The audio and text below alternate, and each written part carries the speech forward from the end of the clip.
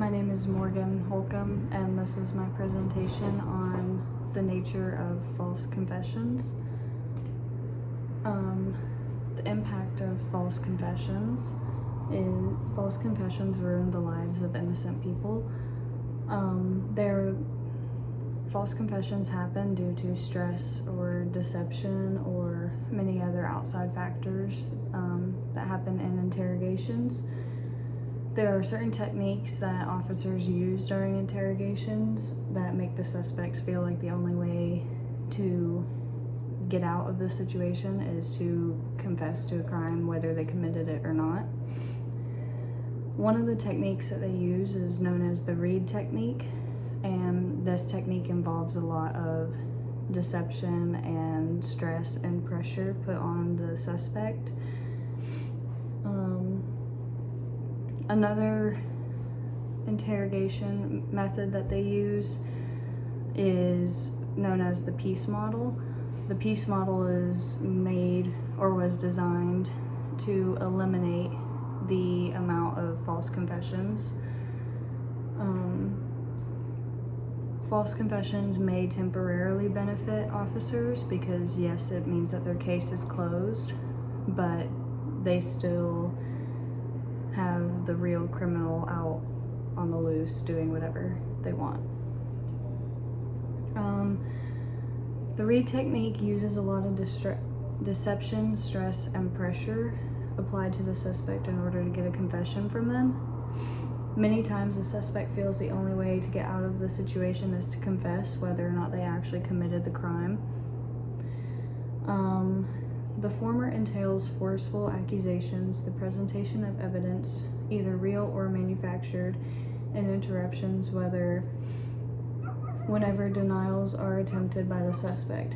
Minimization involves the sympathetic presentation for moral justifications or explanations for the crime, often accompanied by the implication that just a confession will result in leniency, by Moore and Fitzsimmons. Deception is used by presenting false evidence to the suspect in order to get a confession.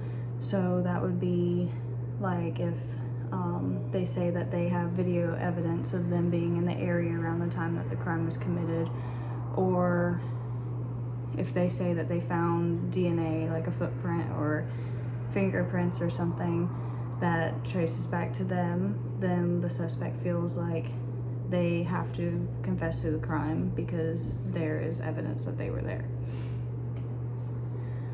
The consequences and benefits of the Reid technique. So consequences are psychological manipulation, deception, stress, and accusatory and aggression. The psychological manipulation gets inside the people's heads. Deception is most commonly used as a presentation of false evidence, stating that the person was there. Stress and pressure applied on the suspect to make them, get uncomfortable, and accusatory, the officers are accusing them of committing the crime, and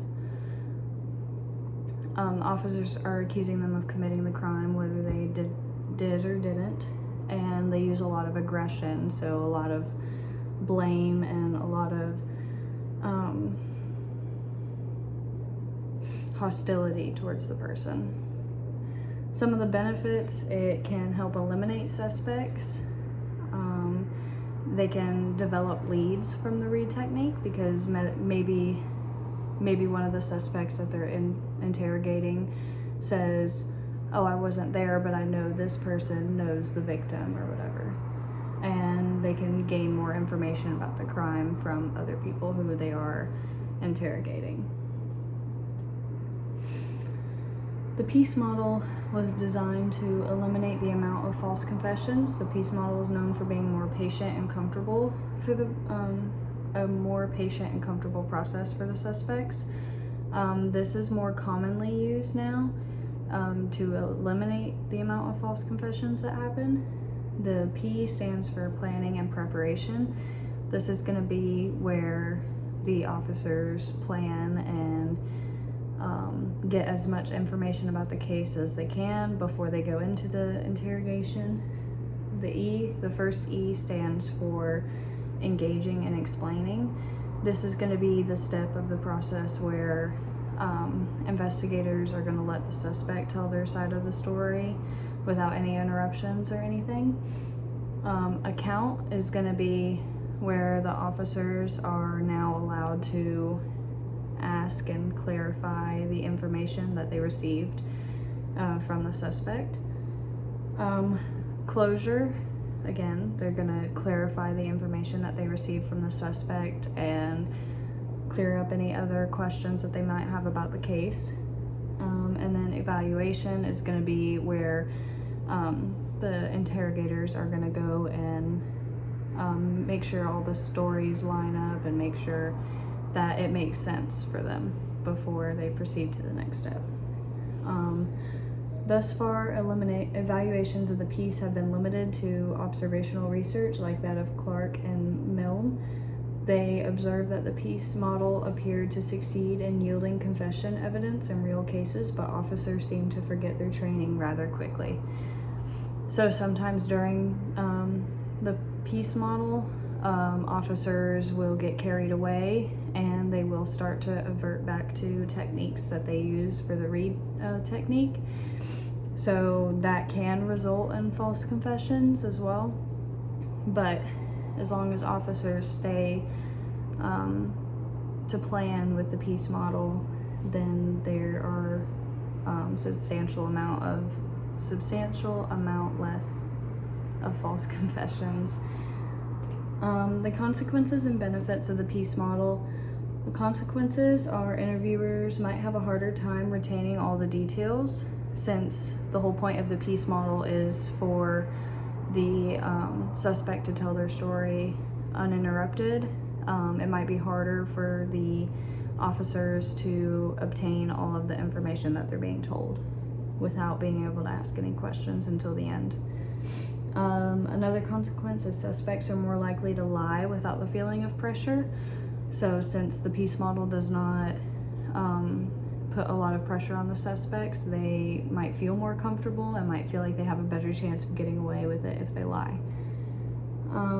And the interrogators are not in complete control of this investigation, since they are letting the suspect tell their side of the story without any interruptions or any questions about the case until the end.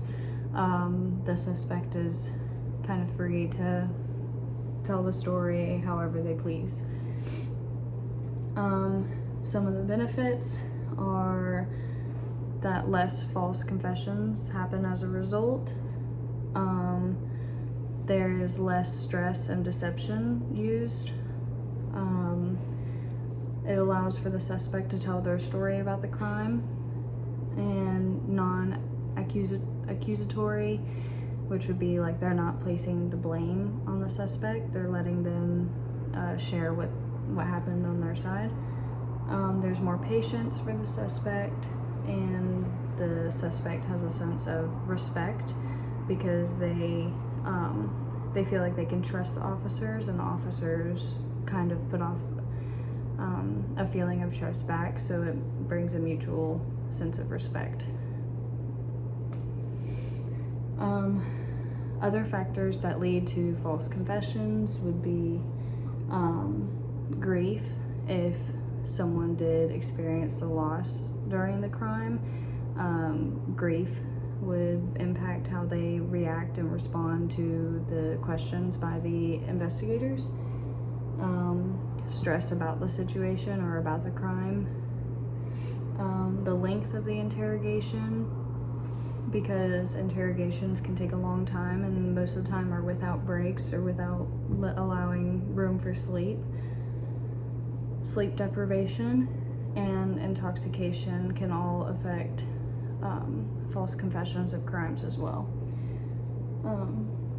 That is, stress impairs the ability to think clearly and make reasonable judgments, and the ability to control behavioral impulses and act in one's own long-term best interest, by Davis and Leo. consequences and benefits of the other factors are not being able to think clearly, as Davis and Leo had mentioned.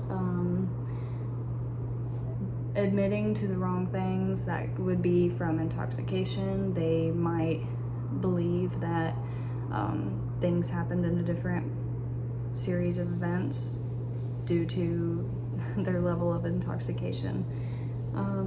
And feeling pressured to admitting to the crime because on top of sleep deprivation and stress, they just a lot of times admit to the crime because it means that they get to get some rest. Benefits are they can rule out the innocent. Interrogators should be able to tell if someone is lying or not, because if they actually are tired, the investigator should be able to tell.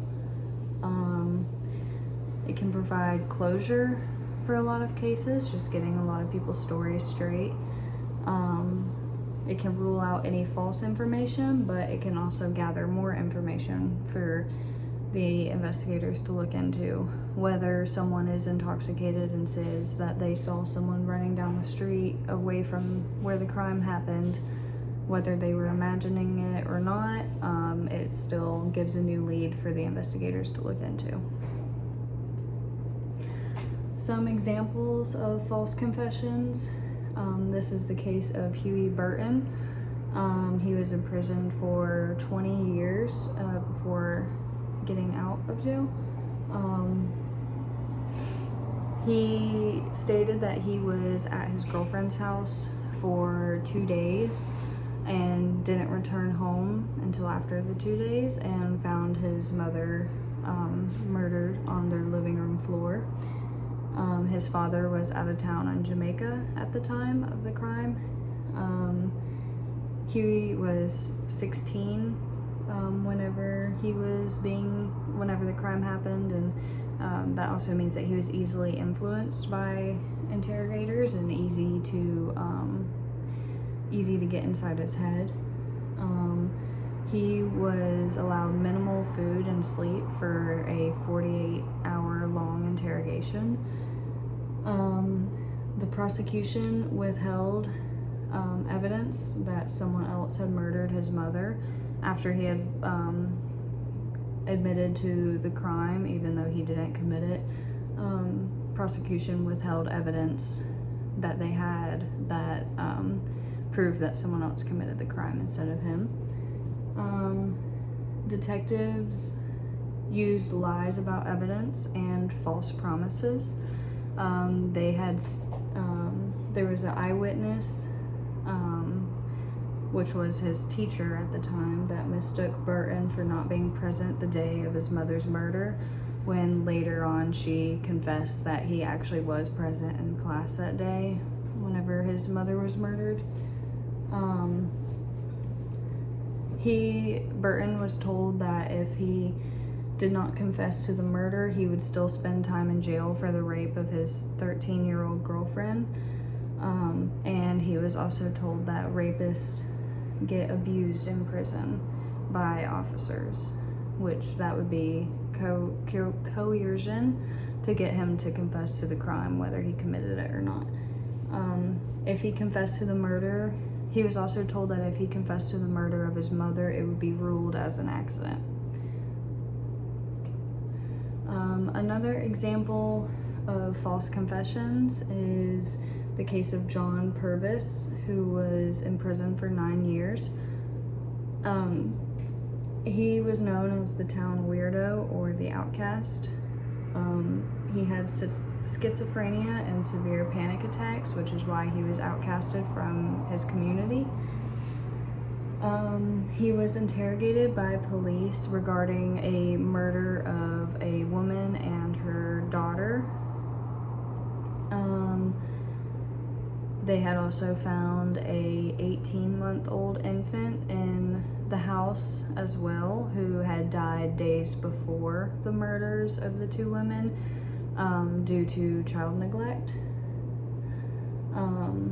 He was interrogated by police where they tried intimidating and yelled at him, and there were multiple reports that they could hear the investigators yelling at him from a couple rooms down. Obviously that's going to trigger some of his schizophrenia or panic attacks, and it's going to get in his head, and it's not going to allow him to think clearly about the events that occurred.